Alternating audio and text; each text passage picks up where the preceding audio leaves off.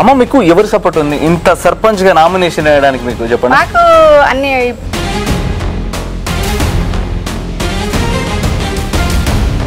Congress government 6 గ్యారెంటీలు ఇట్లని చెప్పి అన్నారు కదా, ఎన్ని గ్యారెంటీలు ఇచ్చిందమ్మా మీకు?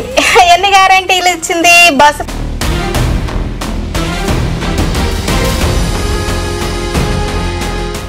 బాబు నీకు ఇప్పుడు ఒక విషయం చెప్పాలి. చెప్పడమ్మా. పవన్ కళ్యాణ్ గారిని చంద్రబాబు నాయుడు గారిని చూడటానికి వెళ్తుంటే కార్లు ఆపారు.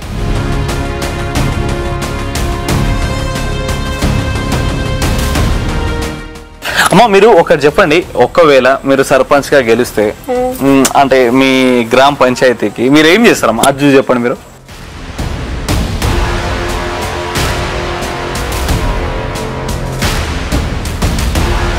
అమ్మ ఒకవేళ ఓడిపోతే ఆగిపోతారా?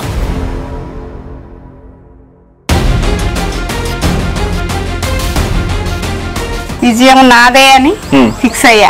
అది పవన్ కళ్యాణ్ గారికి గిఫ్ట్ ఇవ్వాలని నా కోరిక. పవన్ కళ్యాణ్ గారు పిఠాపురంలో గెలిచాక కొబ్బరికాయలు ఏదో స్టోరీ ఏంటంటే స్టోరీ? అవును, పవన్ కళ్యాణ్ గారు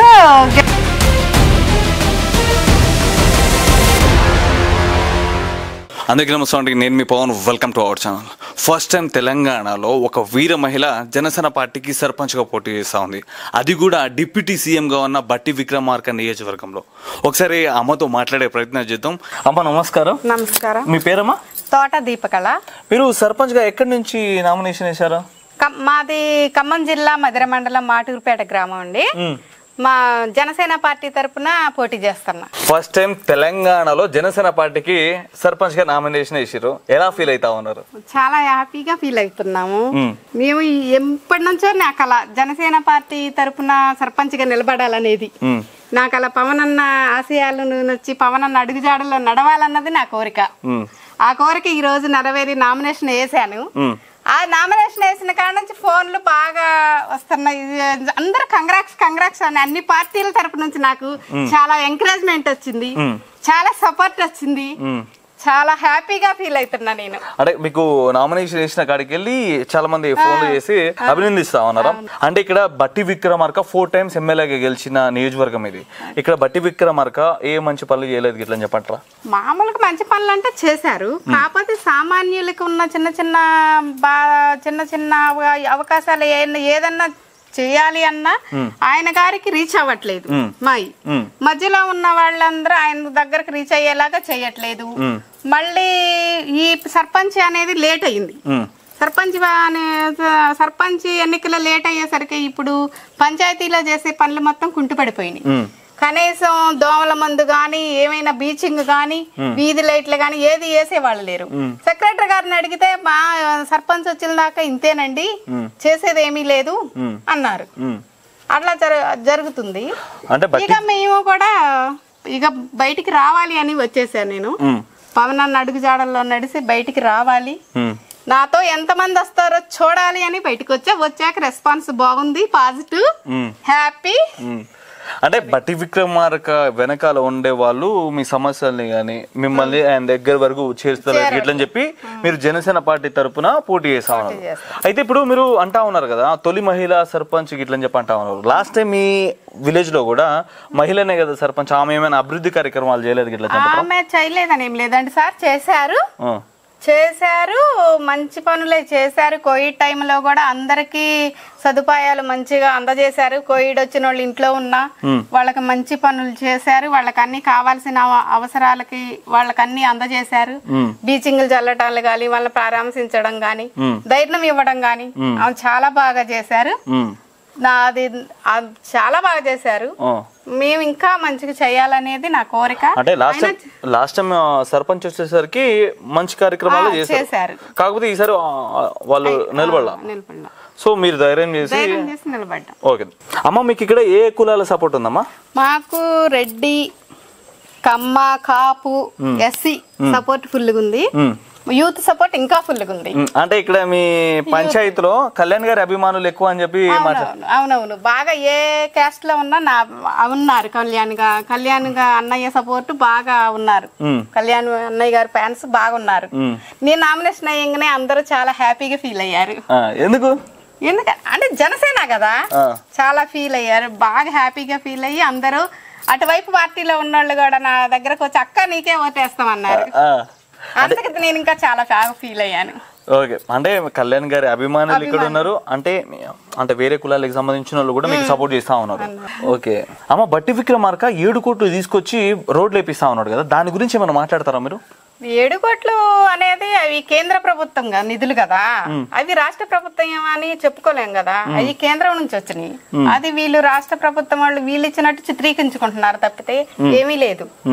అంటే కేంద్రం బట్టి విక్రమార్క ఇప్పుడు అధికారంలో ఉండి ఇన్ని సంవత్సరాలు అవుతున్నా కూడా అంటే మీ ప్రధాన సమస్య అంటూ ఏమైనా ఉందమ్మా? మా ప్రధాన సమస్య అంటే మా ఊర్లోనండి, మా ఊర్లో అయితే ప్రధాన సమస్య అనేది బ్రిడ్జి ఒకటి ఉంది ఆంజనేయ స్వామి దగ్గర. అక్కడ రాకపోకలు బాగా వర్షం పడితే ఆగిపోతున్నాయి. అవి బాగా ఇబ్బందిగా ఉంది ఎప్పటి నుంచో. అవి బాగా ఎక్కువ ప్రధాన సమస్య అది.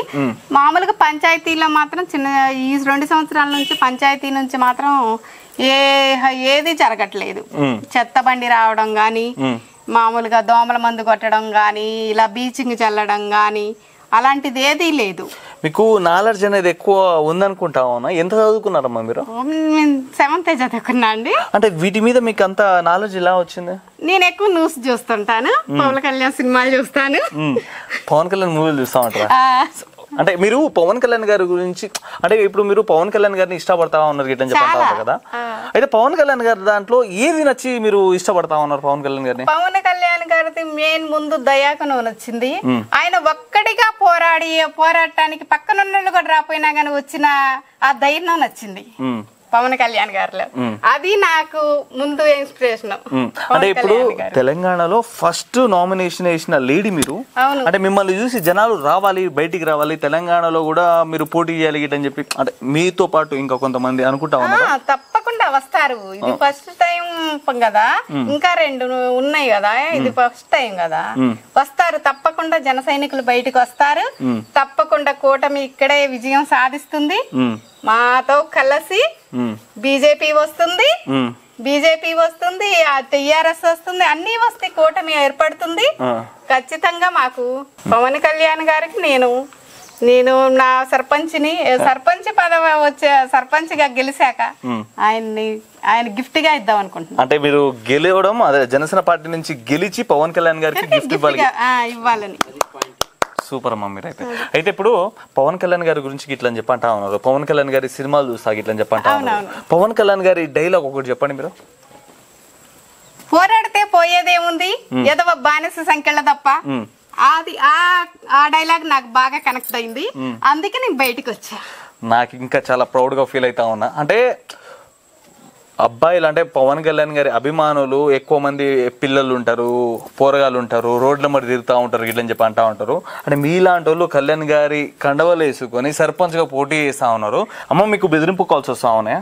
బెదిరింపు కాల్స్ బాగా వస్తున్నాయి సార్. వచ్చినా గానీ మేము ఇక్కడ జనసేన కదా, ఎందుకు జనసేన అనేది తగ్గేదే లేదు, అసలు తగ్గేదే లేదు. అంటే ఏమని మాట్లాడుతా ఉన్నారు వాళ్ళు బెదిరింపు కాల్స్ చేసి? అంటే ఏమని మాట్లాడుతా వాళ్ళు మామూలుగా నామినేషన్ వెనక్కి తీసుకో, లేకపోతే పైసలు ఇస్తాం, అది ఇది అంటున్నారు.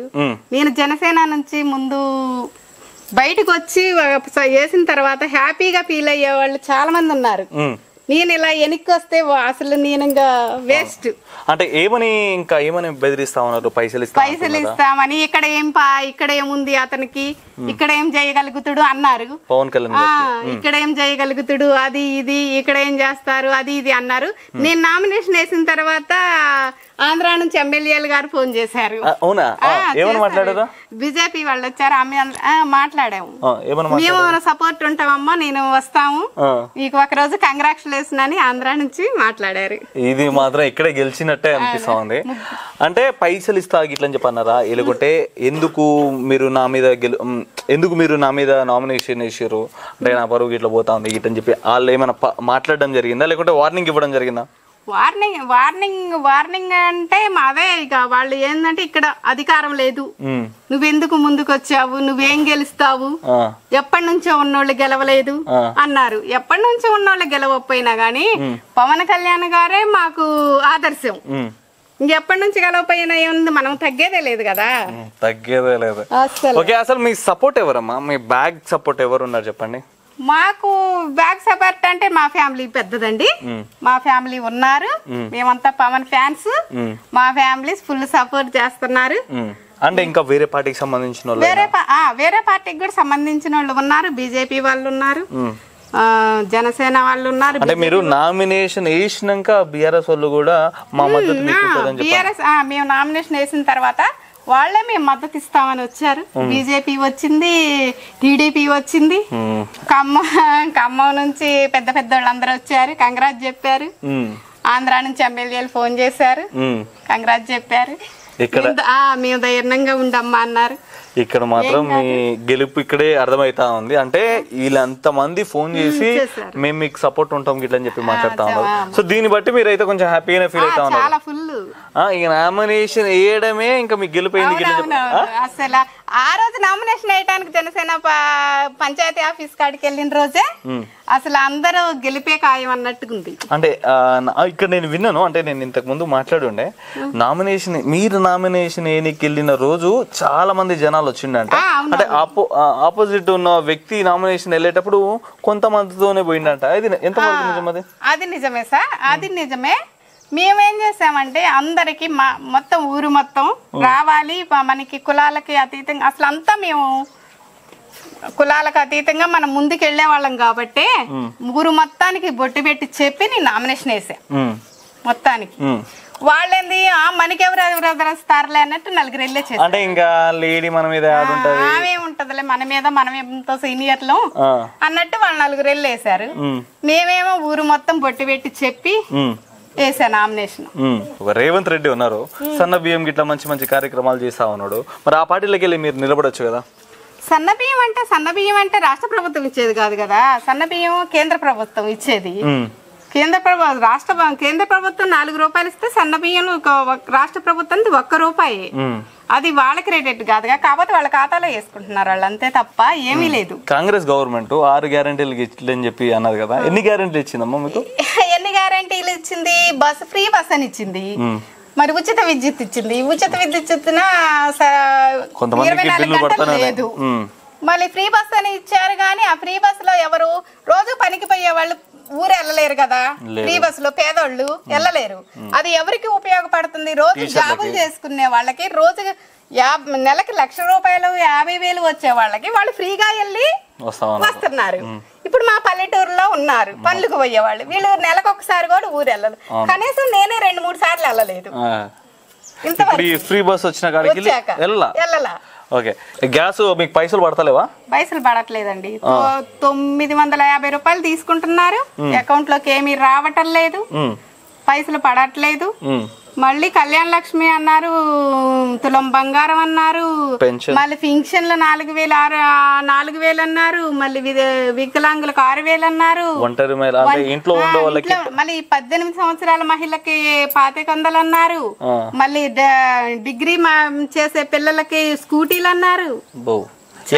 మరి అసలు ఏది ఇవ్వలేదు. అమ్మా మీరు ఒకటి చెప్పండి, ఒకవేళ మీరు సర్పంచ్ గా గెలిస్తే అంటే మీ గ్రామ పంచాయతీకి మీరు ఏం చేస్తారమ్మా అది చెప్పండి. మీరు నేను సర్పంచ్ గా గెలిస్తే మా గ్రామాన్ని అభివృద్ధి చేయటం రెడీగా ఉన్నాము. ఇటు బడి బజార్ లో 35 సంవత్సరాలు అవుతుంది మాకు ఇల్లు కట్టి, ఇంతవరకు సైడ్ కాలువలు లేవు. 35 సంవత్సరాలు ఇటు బట్టి విక్రమార్క గారు మన ఎమ్మెల్యే గానే ఉంటేనే 4 సార్లు అంటే ఓకే 20 ఇయర్స్.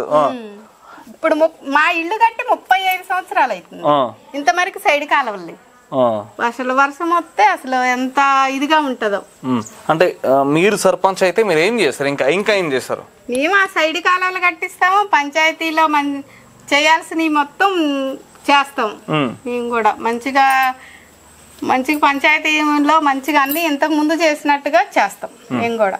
అమ్మ మీకు ఎవరు సపోర్ట్ ఉంది ఇంత సర్పంచ్ గా నామినేషన్ వేయడానికి? మీకు చెప్పండి. మాకు అన్ని మిగతా పార్టీలు సపోర్ట్ ఉందండి. టీడీపీ సపోర్ట్ ఉంది, బీజేపీ సపోర్ట్ ఉంది, మాకు టీఆర్ఎస్ మద్దతుగా వచ్చింది. మీకు గెలిపే ఖాయం అనుకుంటున్నాం. ఇక మళ్ళీ ఎప్పుడైనా ఇక రామనాథం గారని టీడీపీ నాయకులు ఉన్నారు, వాళ్ళని వెళ్ళి కలిసాము.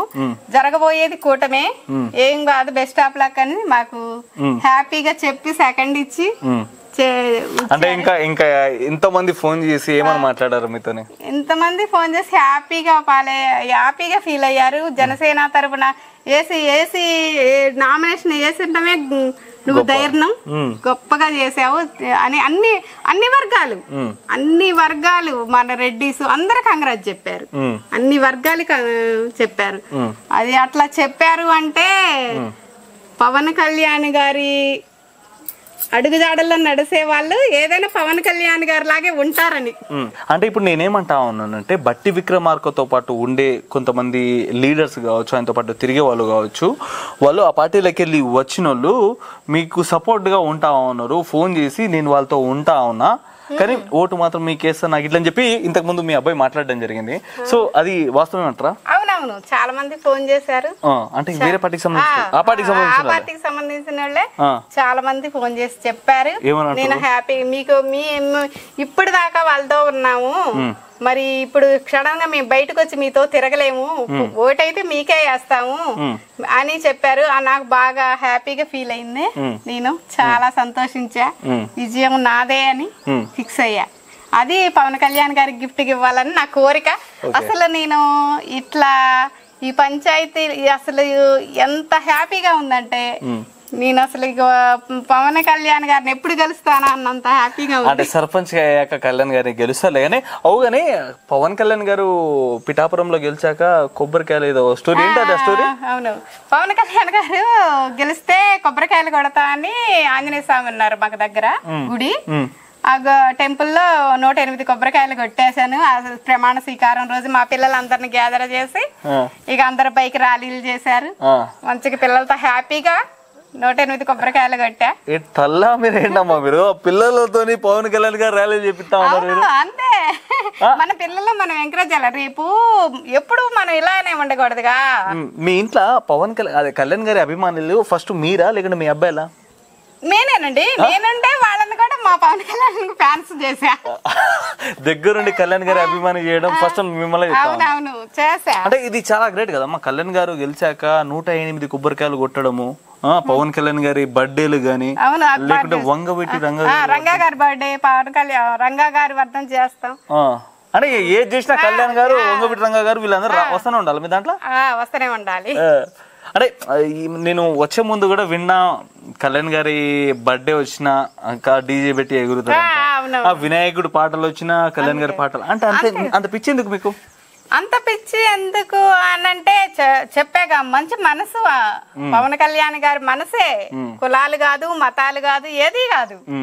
పవన్ కళ్యాణ్ గారి మనసు ఒంటరిగా పోడాలని ఆయన ధైర్యం. బాబు నీకు ఇప్పుడు ఒక విషయం చెప్పాలి. చెప్పడమ్మా. పవన్ కళ్యాణ్ గారిని చంద్రబాబు నాయుడు గారిని చూడటానికి వెళ్తుంటే కార్లు ఆపారు. అది మన జగన్మోహన్ రెడ్డి చంద్రబాబు గారిని అరెస్ట్ చేసినప్పుడు ఆపారు. ఆపినప్పుడు అప్పుడు మా పిల్లలందరినీ బైకులతో అందరినీ రెడీ చేసి మన పవన్ అన్నని ఆపారు, వెళ్ళండి అని చెప్పి అందరినీ ఎంకరేజ్ చేసి పంపించారు ఆ టైంలో. ఏంటమ్మో మీరు ఇంత అభిమానము, నేను ఇప్పుడు ఎక్కడ చూడాల. అంటే కళ్యాణ్ గారిని ఇష్టపడేది ఈ ఊకలే గిట్లని చెప్పంటా ఉన్నారు, కానీ మీలాంటి వాళ్ళని ఇంకా జనాలు చూడాల. సో గిట్లాంటి వాళ్ళందరూ బయటకు వచ్చి సర్పంచ్ కావచ్చు, వేరే వేరే పార్టీ లీడర్ల మీరు ఎదగాల, మీరు బయటకు వచ్చి మాట్లాడాలి. ఇప్పుడు ఈ అమ్మాయి ఏమంటా ఉందంటే, అంటే ఇప్పుడు నేను ముందుగా బయటకు వచ్చి నామినేషన్ వేసినాను, నామినేషన్ వేసిన కాడికి వెళ్ళి బీజేపీ సపోర్ట్ ఉంది, తెలుగుదేశం సపోర్ట్ ఉంది, ఇంకా బీఆర్ఎస్ వాళ్ళు కూడా నామినేషన్ వేయాలా, బీఆర్ఎస్ వాళ్ళు నామినేషన్ వేయాలా, కాకపోతే మా సపోర్ట్ కూడా మీకు ఉంటుంది గిట్లని చెప్పి అంటా ఉన్నారు. ఇంకా కాంగ్రెస్ పార్టీకి సంబంధించిన వాళ్ళు కూడా, అంటే ఆయన వెనకాల తిరిగేటోళ్ళు కూడా, అమ్మ ఇక నేను వాళ్ళతో తిరుగుతా ఉన్నాం కానీ ఓటు మాత్రం మీకే వేస్తామమ్మా గిట్లని చెప్పి మాట్లాడడం అంటే అసలు మామూలు ముచ్చట కాదు. మళ్ళీ ఆంధ్ర నుంచి ఎమ్మెల్యేలు ఫోన్ చేశారు, బీజేపీ నాయకులు వచ్చారు ఇక్కడికి, ఆంధ్ర ఎమ్మెల్యేలు ఫోన్ చేసి కంగ్రాట్ చెప్పారు, నీవు వస్తామమ్మా అవసరమైతే మేము వస్తాం అన్నారు. ఇక్కడ చూడండి, ఒక్క నామినేషన్ వేయడం వల్ల గింత ప్లేస్ జరుగుతుంది ఇట్లని చెప్పి ఎక్కడ అనుకోవాలా. తెలంగాణలో ఫస్ట్ నామినేషన్ వేసిన మహిళ అంటే ఇంక మీరే. అవునండి. ఇంకా మిమ్మల్ని చూసి ఇంకా కొంతమంది వస్తారు, తప్పకుండా వస్తారండి. ఇది ఫస్ట్ పెడతాయి కదా, ఫస్ట్ పెడతా. ఇప్పుడు ఒకవేళ ఓడిపోతే ఆగిపోతారా? అసలు ఆగటం అనేది జరగదు, ఆగటం జరగదు, ఇంకో పార్టీలోకి వెళ్ళటం జరగదు. ఎవరైనా వస్తే మనకి మద్దతు రావాల్సిందే గాని మనం కండవ మార్చుకోవడం అనేది జరగదు. పవన్ కళ్యాణ్ ఎంత దాకా వెళ్తే మేము అంత దాకా వెళ్తామే. అంటే అమ్మ ఇంకో మాట్లాడే మాట నాకు నచ్చింది ఏంటంటే, ఓడిపోతే నా వరకు తీసుకుంటా, గెలిస్తే ఈ గెలుపు కళ్యాణ్ గారికి ఇస్తా గిట్లని చెప్పి మాట్లాడుతా ఉంది. ఇంకా యాడుంటుంది చెప్పండి గిట్లా. అమ్మ మీరు ఖచ్చితంగా అంటే మీకు వేరే పార్టీకి సంబంధించిన వాళ్ళు సపోర్ట్గా మద్దతుగా వచ్చి గిట్లని చెప్పి అంటా ఉన్నారు కదా, అక్కడే మీరు గెలిచిపోయారు. కాకపోతే ఇంకా కొంచెం అది మెజారిటీ గిట్ల ఉంటుంది కదా, దానికోసం ప్రయత్నిస్తూ ఉండండి. ఇంకొకటి, గెలిచాక చెప్పిన మాటలు మర్చిపోకండి, ఖచ్చితంగా చెప్పినట్టు చేసేయండి. సో మా జన సైనికుల సపోర్టు, ఇంకా మన కూటమి పార్టీకి సంబంధించిన సపోర్టు మీకు ఖచ్చితంగా ఉంటుంది. గెలవాలి గిట్లని చెప్పి కోరుకుంటా ఉన్నాము. గెలిచినాక చెప్పిన పనులు గిట్ల అన్ని చేయండి. తప్పకుండా చేస్తామండి. థ్యాంక్ యూ అమ్మా. తప్పకుండా చేస్తాం. Thank you. Thank you.